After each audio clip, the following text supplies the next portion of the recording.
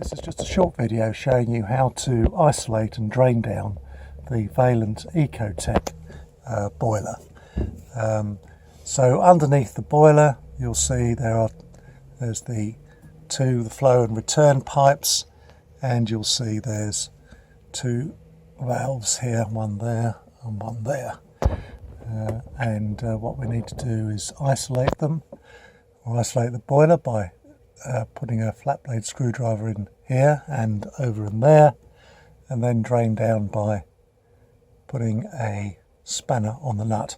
Now you can use a flat blade screwdriver, but I use a special tool that I've got, and you can buy this on my website, £5 plus post, and it simply inserts into the hole in the middle, and then you can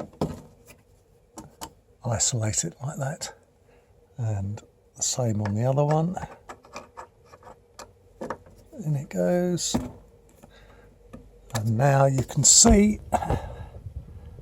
that the position of that nut has changed and the boiler is now isolated.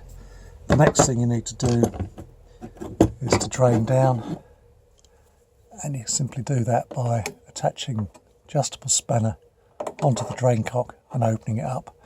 I won't open it up because I don't have a bucket below on this one, but you get the idea. That's it.